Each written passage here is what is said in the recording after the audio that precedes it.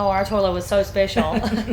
Yes, we had a pee loo for inside, and then the poo loo was outside.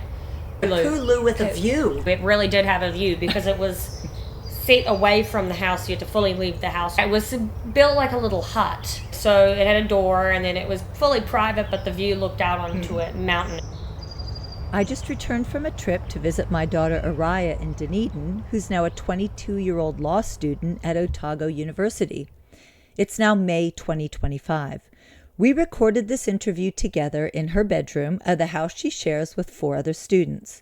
It was so much fun to be a part of her life for those 5 days. We toured the town, taking nature walks, eating lots of vegan meals, and I even played drinking games with her friends. I felt like I was 20 again. It was so much fun. So in this episode, I'm interviewing Oriah about her off-grid home life in KwaZulu Natal, South Africa, where she was raised by me from ages 3 to 13 years old. This was a super fun discussion with lots of interesting stories and memories, and also a stark contrast to her life now in urban New Zealand. So now on to this story. Kia ora and welcome to the Homefullness Show. I'm your host, Zola Rose, located in Aotearoa, New Zealand. We believe housing can be a means for regenerative placemaking to create affordable and sustainable homes and neighborhoods developed in collaboration with the communities that live there. We'll be exploring different housing models and neighborhood designs and innovation in energy, water, waste, construction, land use, and food systems. We showcase housing policies, finance, funding, and community engagement to unlock this potential. This show aims to empower you with knowledge, resources, and networks to support you in creating great places to live. Come join us as we bring to life the more beautiful housing that we know is possible.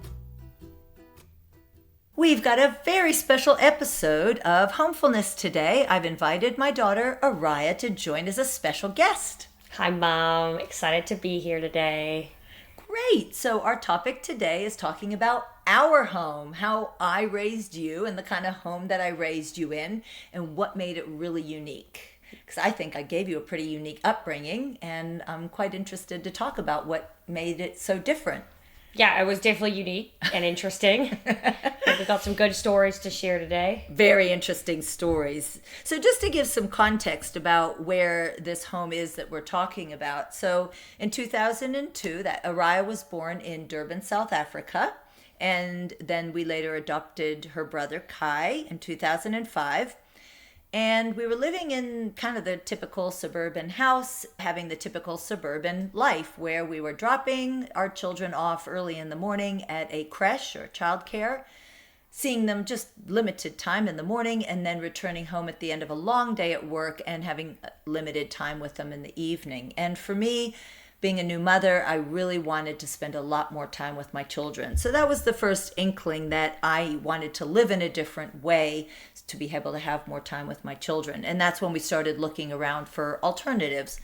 And we went out to a gathering in a rural area in KwaZulu Natal, about 2 hours from Durban, and found that it was an emerging eco-village. So they wanted to invite families to come to start an intentional community, to be able to live off grid and make food and all these things that seemed to be in line with what we were looking to create.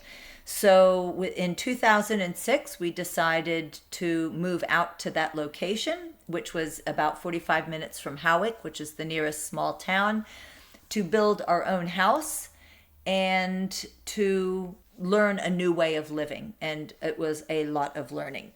So we were hoping to then have this intentional community of people who also had children, and we were going to have this lovely village of children and parents and having lots of these experiences of combined celebrations and learning together, living together.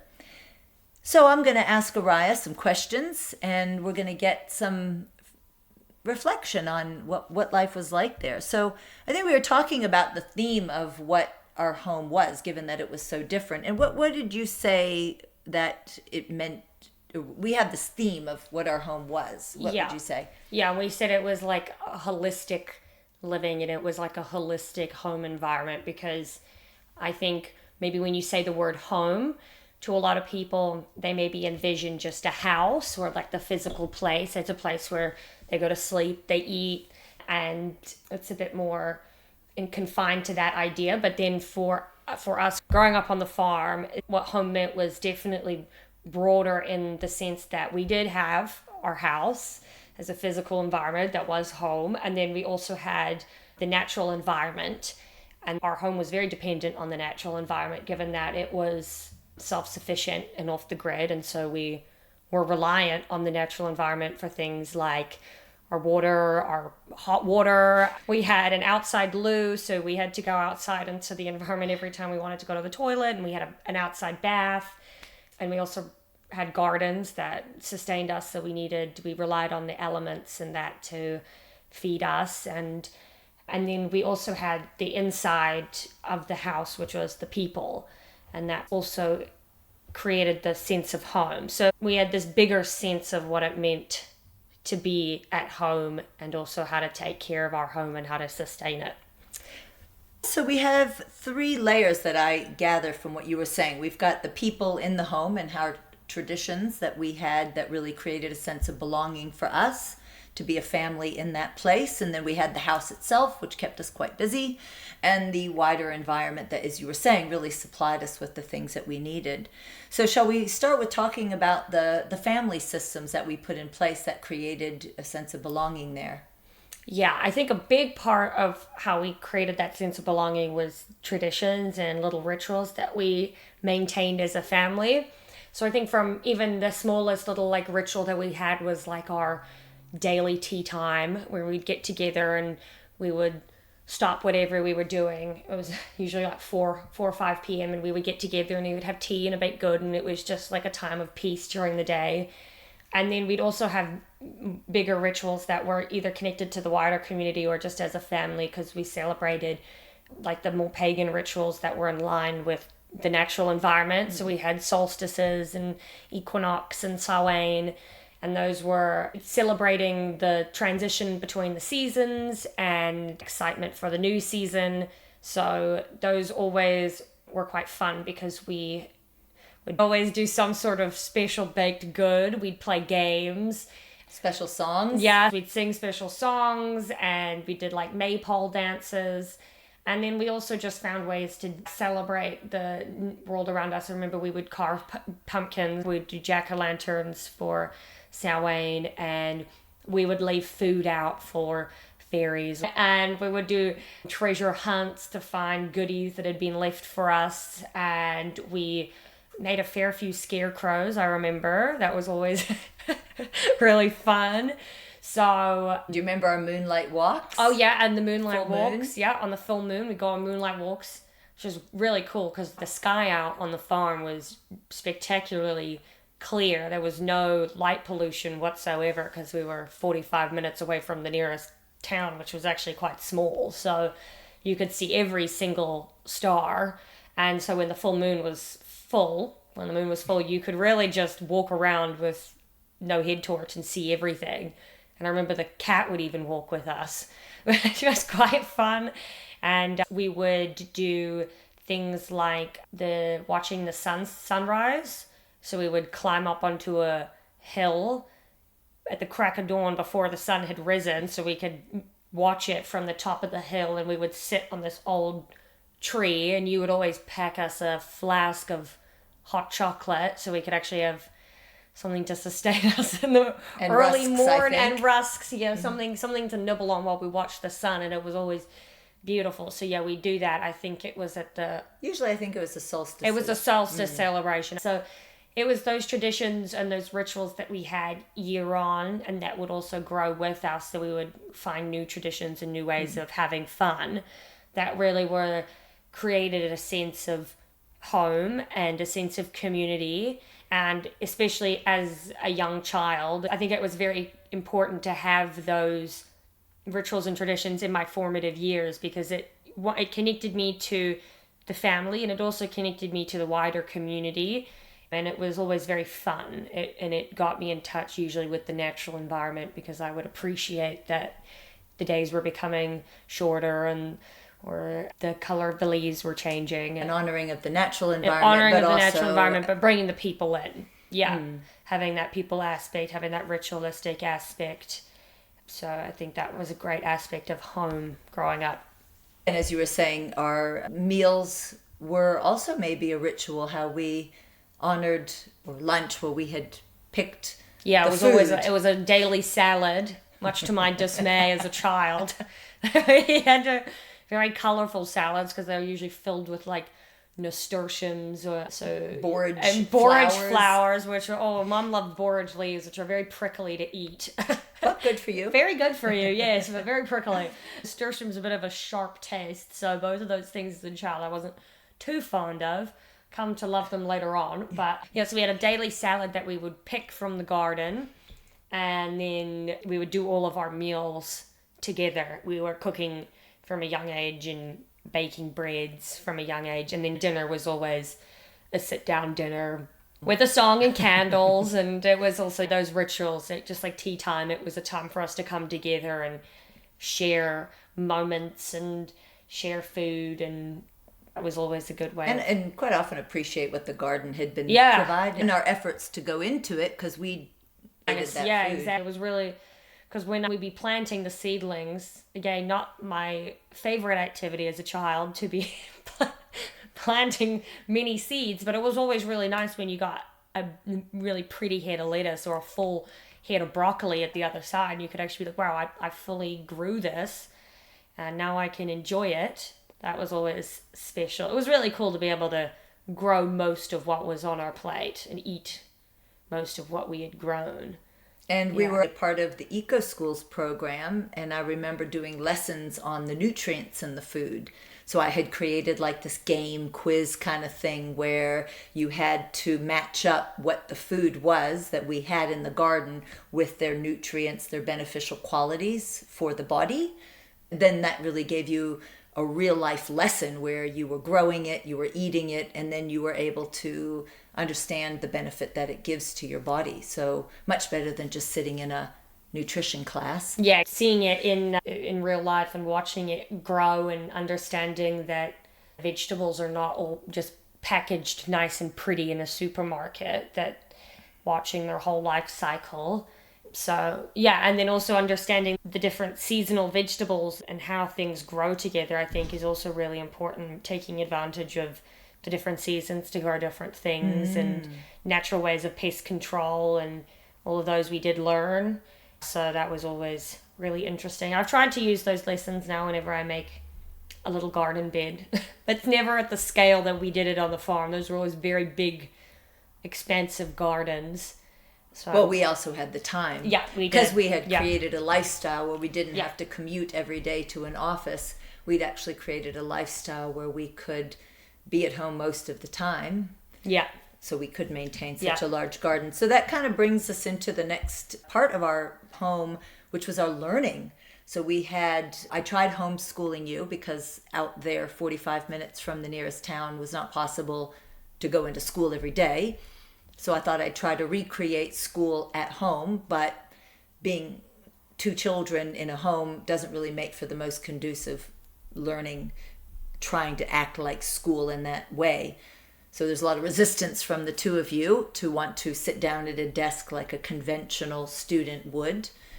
And it actually, I realized, is counter to a child's way of learning. Children are just naturally curious about what's around them and naturally have a lot of energy to learn.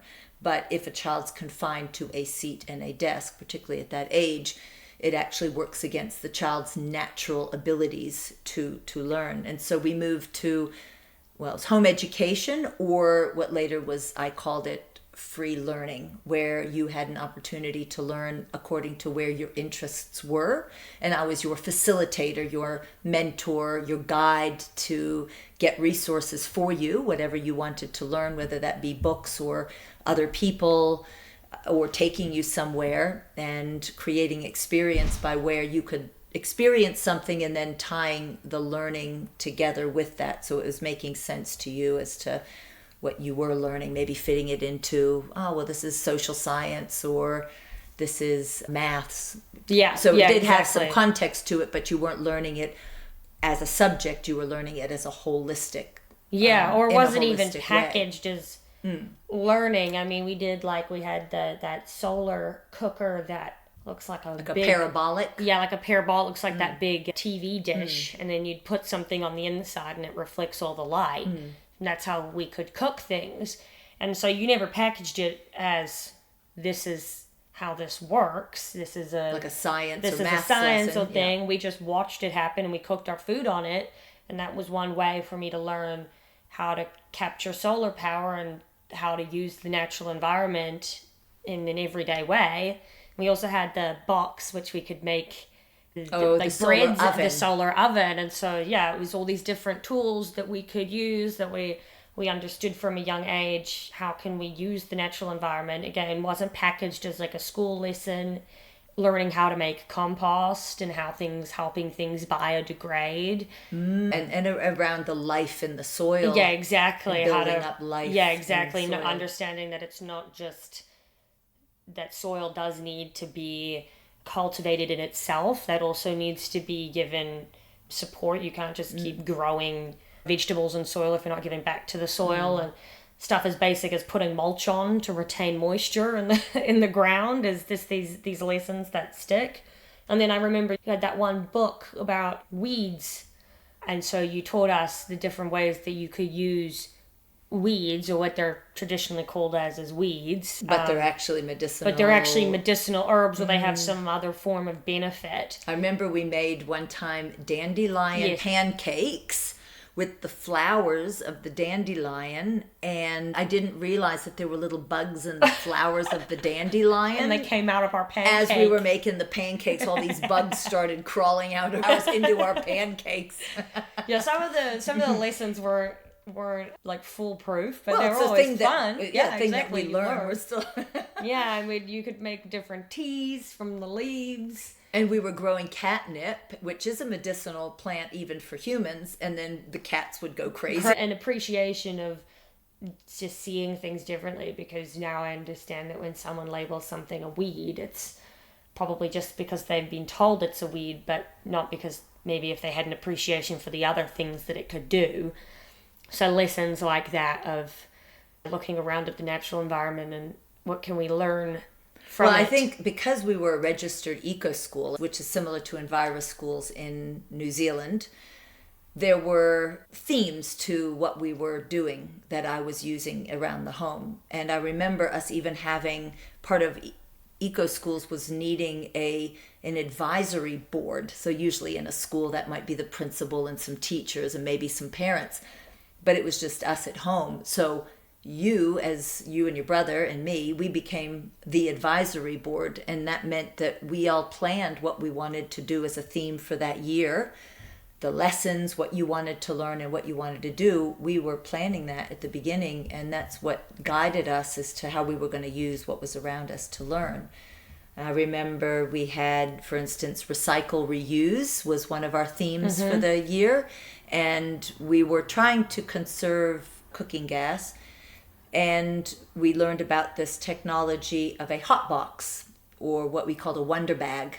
Right, yes. And so that was really cool because we were able to learn sewing. We sewed the fabric to create the structure of the wonder bag. Yeah. And then we had collected styrofoam, which normally is a waste material that's quite difficult to get rid of, that could end up in a landfill. And we broke that up, which became the inside. Yeah, I remember that. Yeah.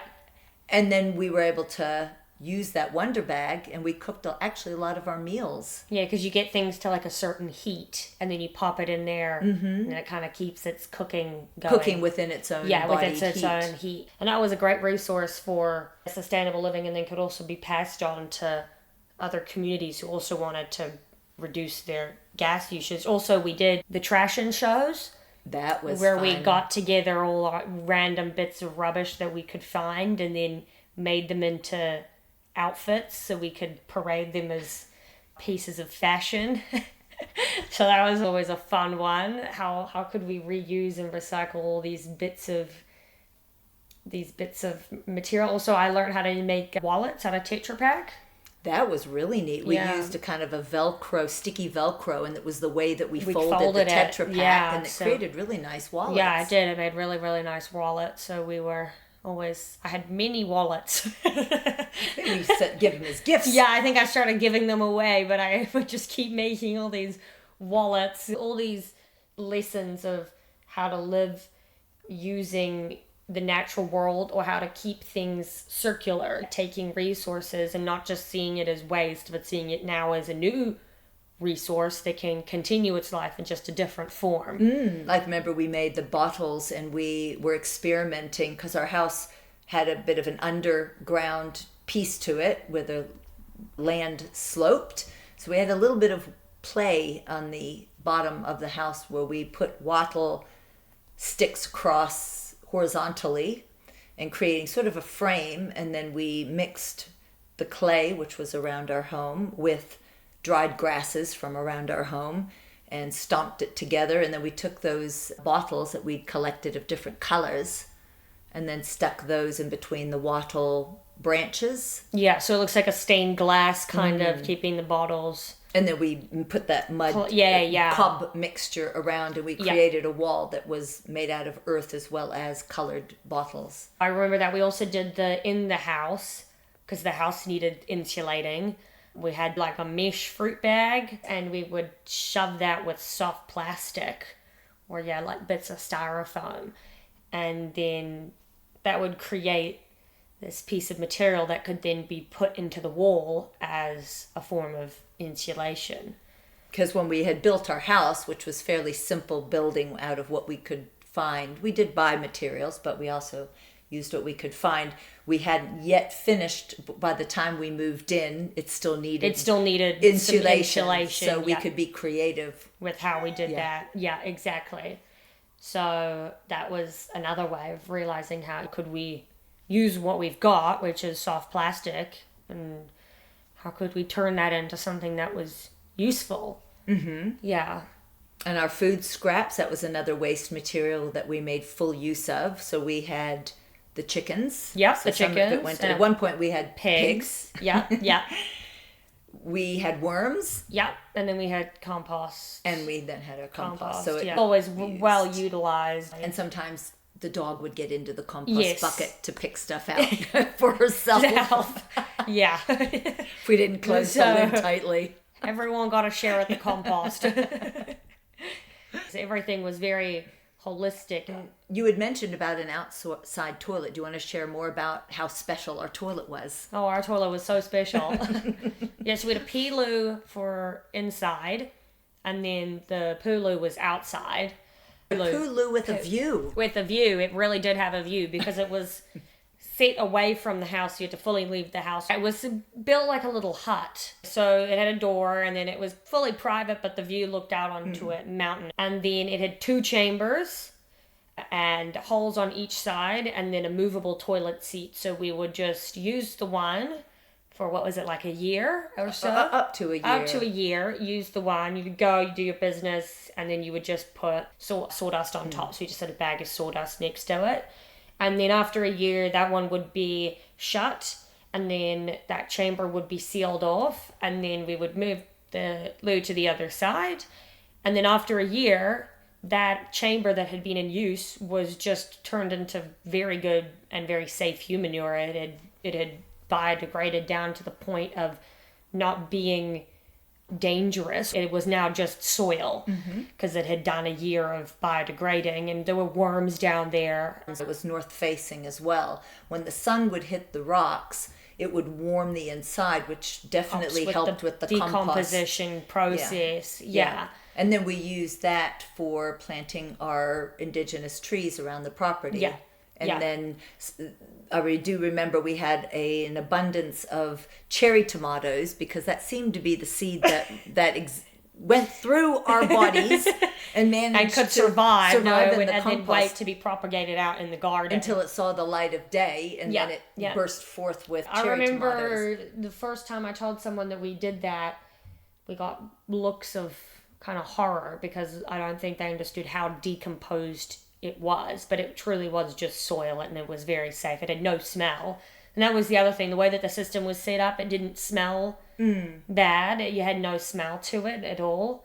I do remember one time when we were emptying out the one side, because of, as you said, it was getting warm from the sun, a snake had chosen to inhabit the inside because it was a really nice place for it to live. So we had to kind of... And so what did you learn about snakes? Yeah, well, we learned a lot about snakes. We learned how to deal with snakes, because there was a lot of fear of snakes in South Africa, especially because they can be quite...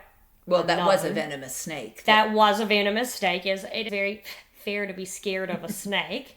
But we learned how to deal with them safely, because for the most part, snakes, when you find them, they're quite docile. They're not hyper when you first find them. So if you can gently coax them into... We had these like big Hessian sacks using a stick or a box. Or a box. They would usually quite willingly go into the dark space that you had provided them. And then we would just rehome them further away from the house where they couldn't be in our way and we couldn't disturb them any further. But I learned how to like balance living with snakes, because we would be sometimes just like digging in the garden and we'd find one of those brown little snakes. South Africa does have its fair share of poisonous snakes, so you just learn how to either avoid them peacefully or peacefully move them onto a better environment. Away. And do you want to just talk about some of the other animals that we had that would come visit us at our homestead or that we could see from our house? Well, the one that would always catch people off guard is, if they came to stay and they weren't from South Africa, is the jackals, because they're these dog-like creatures and they're nocturnal and they're quite skittish and shy, but we could hear them a ways in the hills, and they do this crying kind of howl, but it really does sound like a baby crying. We had the baboons, because we lived at the base of the mountain, and then the baboons were inhabiting more the top of the mountain, which was quite a ways away. But the baboons learnt that our gardens were full of delicious vegetables that they could consume, and so they would make their way down and we could see them moving in their troops, and we learned how to get rid of them, which was usually just yelling at them. Pots and pan banging, making a lot of noise, barking back at them, because they had this very significant bark that they would bark at us from the hill. And then we also had porcupines. They would come through the garden. They loved eating the garden. They discovered that we planted potatoes. So the year prior we'd planted potatoes and had a really nice harvest. No porcupines came around, but the word somehow got out that we had potatoes this season, and the porcupine family moved in and started to every night make that their nightly dinner. They really like their potatoes. Yeah, and they can get big. They can get really, really big. Very large, yeah. Yeah, and then also sometimes the dogs would have run-ins with them, so they'd come back home with quills in them, looking all sheepish, because they tried to take on a porcupine. And then on the other side, we had other monkeys. We did have other monkeys, yeah. I think those are probably vervet monkeys. So those are tree-dwelling, smaller monkeys.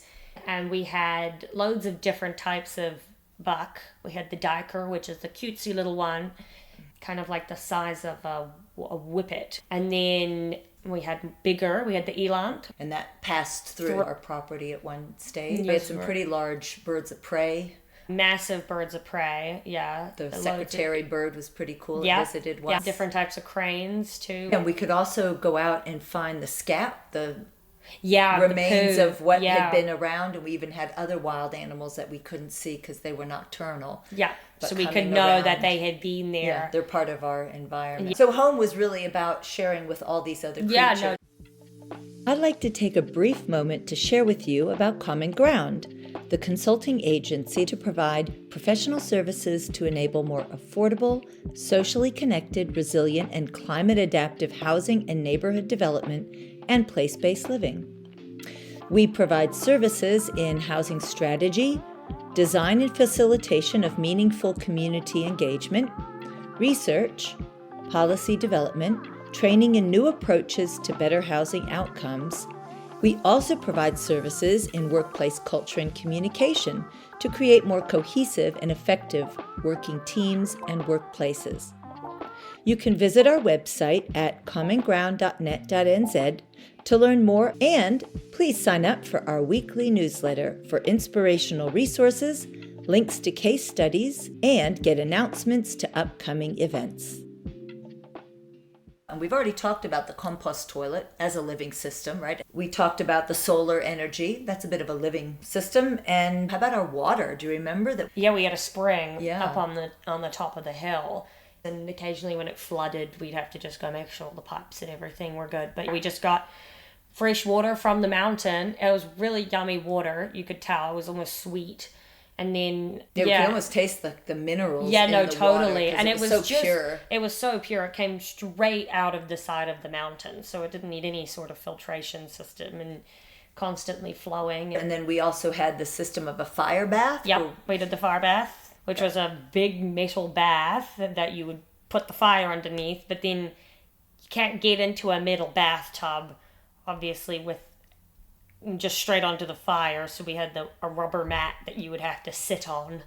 Oh, those were the best baths, though, being able to sit under the stars. Because we're right under the sky, exactly. And watch the sunset over the mountain. Yeah. And it was big enough for all of us when you children were really small. We could sit out And together. then you could really enjoy the We stayed out there for ages sometimes. Yeah, because then we'd have a cold and shower right next to it. So you would pop in, pop out. Mm-hmm. And it felt really special. That was the thing. It was an easy way to have a long bath because it wouldn't cool down if there were coals underneath. Mm-hmm.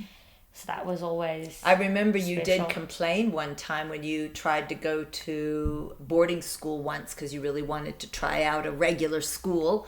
And so I reluctantly sent you to this boarding school. You were only 8. But I remember one of your complaints was, the bathroom, it's enclosed. Like, it's so boring in there. So, yeah, I remember that. It was really, like, ugly and white. Yeah. So you were so used to such a colorful... Like a nice-looking environment. It felt too confining. You probably felt claustrophobic in the bath. So it was really nice, especially if it was a really cold day and then you got into the bath because it's just really warm. Nice contrast, yeah. And you could have the contrast. Oh, and talking about fire, we also had fire breaks that we had to make because of the dynamic that there was so much dry grass in the winter.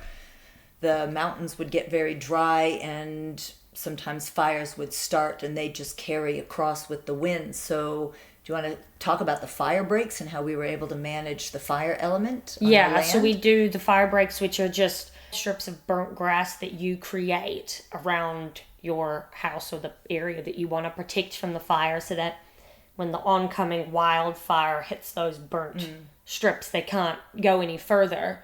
Yeah, they've got no fuel. They've got no fuel. They got no grass because you previously burnt it. Yeah, so there was a certain time of the year when we'd coordinate with the surrounding farms to be able to get extra people because fire breaks. There's always a risk of a fire break going out of control. Wind could pick up. You also needed to know, because if you saw smoke, you'd shout fire, because unless someone had told you they're doing a fire break, smoke in the distance was never a good sign. That's right, because we were pretty much our own firefighters. Farm lands, we were just each other's. And there was no public fire service. No, and if by the time, even if they did try to get to us, everything would be gone by the time they make it out. So we learned actually a lot about the natural environment, even around what's a good time to make a fire break. But there were definitely certain times of the year when it was important that we did things within that time frame. Yeah. And then I remember the dynamic of wind. We were learning about how wind we had and to fire... exactly. We had to use the wind big time, because if you... use the wind, because if the wind came... we had to be very cautious of it, because if you wanted to control a fire and the wind was pushing it in the other direction that you wanted it to go, it was just futile. The wind's going to win.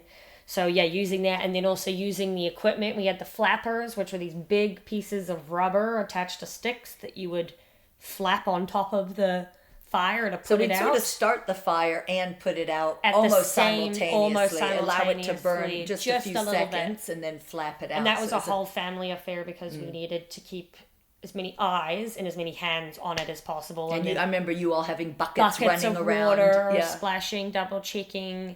And then we'd have to go back and double check that nothing was still embering, and check that everything was good and it was all out. So I think as a child, that's quite a sense of responsibility to be able to work as a team, to be able to keep a real close eye on what's going on, to be able to manage a fire, and to be able to understand the dynamics of wind and physical exercise as well. Well, that's why, like I said, the idea of home was more extended, because home was also the land around it. I knew that we needed to protect that. I know I needed to protect my home, that I had the sense of responsibility for it.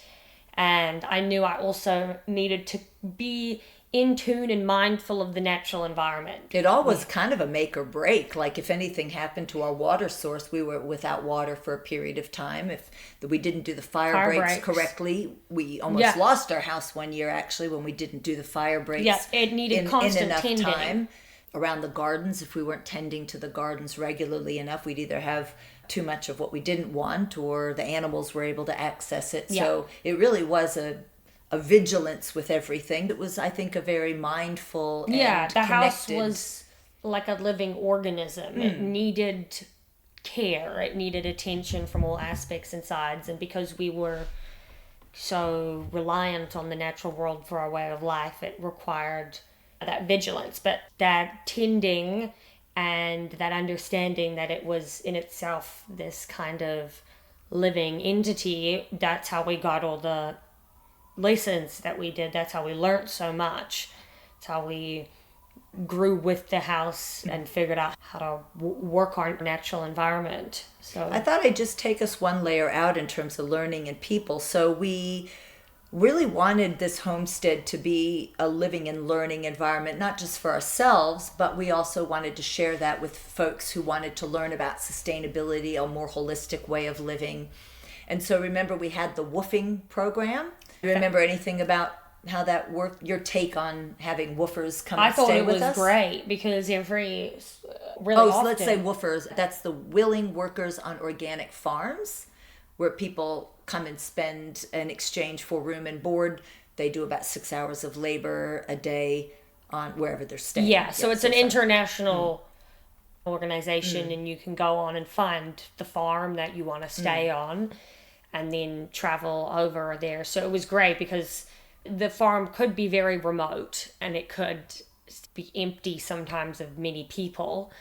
And so the woofers were great because they would come and they would be from different countries and they would have all these fun stories, and they would usually bring their national games and dishes and languages. So we got cooked really fun meals and they would teach us about their country, and they were usually young and really excited to be on a South African farm, which was always refreshing too, because I think sometimes I would get a bit jaded about, as a kid, I'd be like, this is boring. It would wear off the excitement, and then a new person would come and would be like, wow, this is so cool.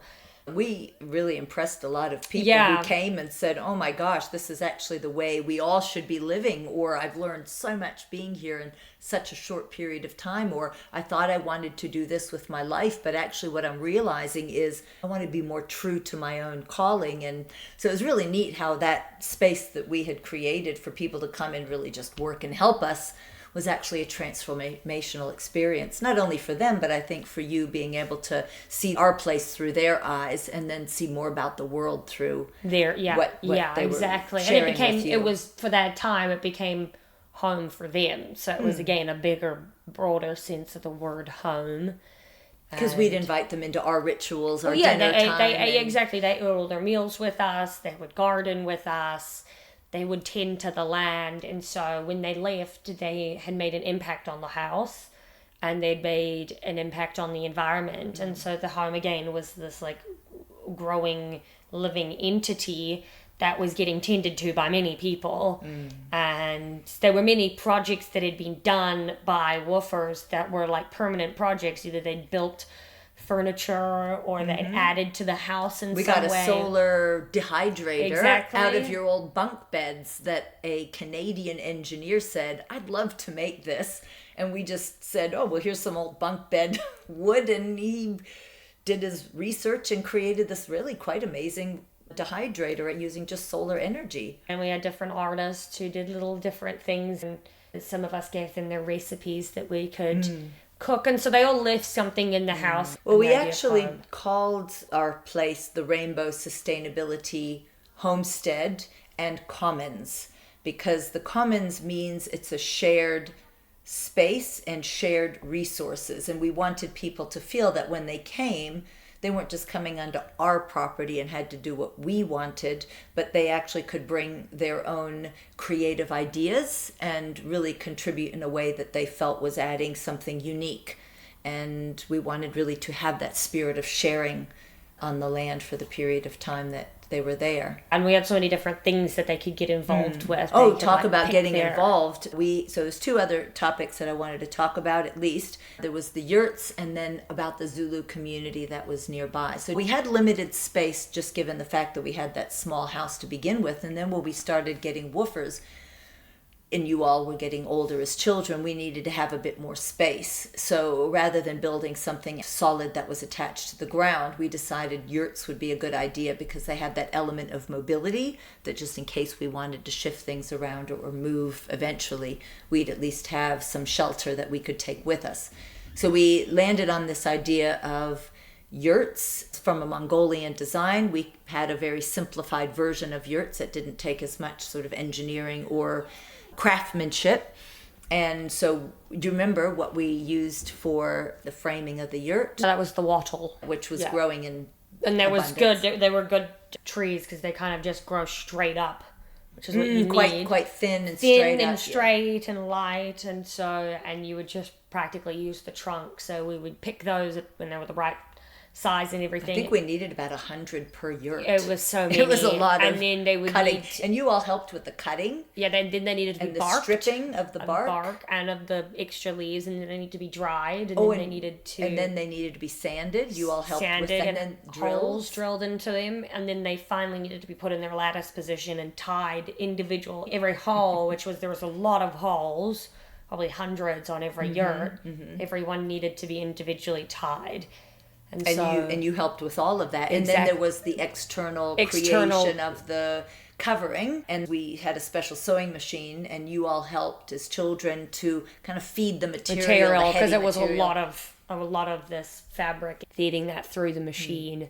And then we used that for your first sort of outdoor classroom or outdoor play area when you were young.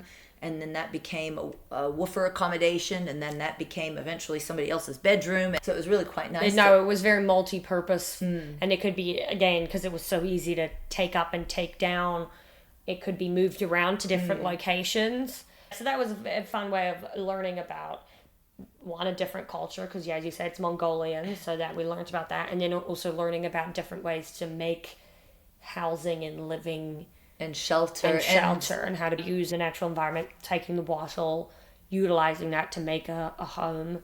Oh, the last bit I wanted to say was that we were living quite close to a Zulu community. So we were in KwaZulu Natal, the home of the Zulu people, and we were about 20 minutes from a fairly large Zulu extended community with a little village center. And do you remember, because I had eco schools work with a lot of the schools in that community, just reflecting on some of the kind of more intercultural aspects of how did our lives, how were they similar to the Zulu community, and maybe how were they different, and how did we interact with our local Zulu community? Yeah, well, I would come in with you when you did your work, and we do our shopping in the town and go to the library, and there was a lot of similarities. I mean, a lot of the Zulu community was living off the grid, and they were still cooking on the fire.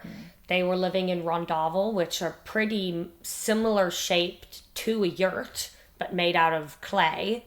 Mud bricks and stuff. So and thatched roof. And thatched roofing, which was actually present on some areas of the farm. And so they used their natural environment to build their homes, and they relied on their natural environment to live.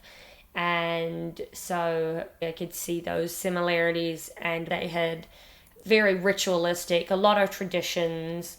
They were very much in tune with the cycles of the land and how they grew their animals to then also eat their animals and give it back to the land, and maintaining that sense of community. It was a very big gathering. A lot of people came, so they felt connected to their wider community and we felt connected to them. We were very much invited to we participate. got to go to a lot of very cool events with them, and also going to the schools and being able to sometimes attend classes with the other kids. And also part of your work was doing the gardens, and so they were learning gardening, we were learning gardening. And I remember also we did host some young people and some teachers to come out. We brought others in from the local Zulu community to be able to learn how we grew our food and how we had our indigenous trees as a windbreak. And so we used our home as a learning environment for others, the Zulu community as well. So it was quite nice to have that intercultural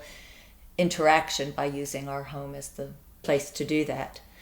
So just in summary, I would say I've heard that you say our home was really a living system. It was an extension of ourselves to our physical environment, to our natural environment, and that it was an ever-evolving way of life, of learning, always something interesting and new.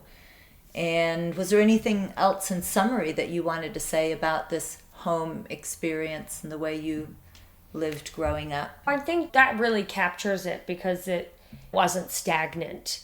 It was ever evolving, and that was the good thing about our home, was that it adapted with us. And as we learnt more and as we grew more, so did our home environment. And so I think seeing the home environment as something that is a growing and ever-changing entity is a good way of how I've carried that on into the way that I live now, is how to think of my spaces and my natural environments and my wider community, and how that gives me a sense of home, and how I can find now home in different places, because it's alive and it's in me. And I know for me, being your parent, being able to be having a lifestyle that wasn't so transactional, so money coming in and then I'm having to pay for so many things.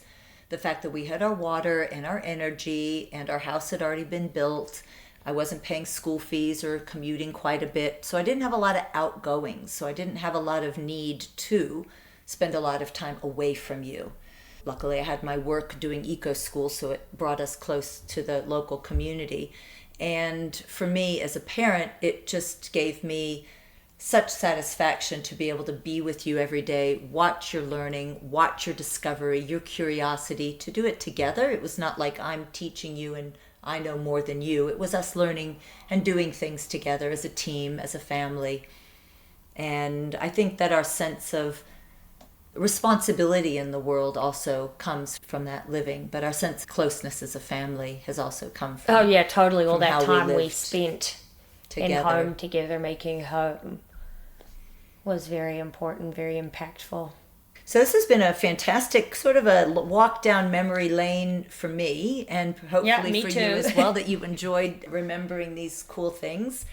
We would like to have another episode of what home has been like for you here in New Zealand. And as a law student, you've got some reflections on perhaps the wider system of housing in this country. So having come from where you've come from and where we actually can go would be our next interesting episode. So thanks so much for coming and sharing. And well, thanks for having me. And yeah, you'll probably hear again from me in the future when Mom brings me back for another episode. Fantastic. Yay. Thanks, Oriah. Goodbye, guys.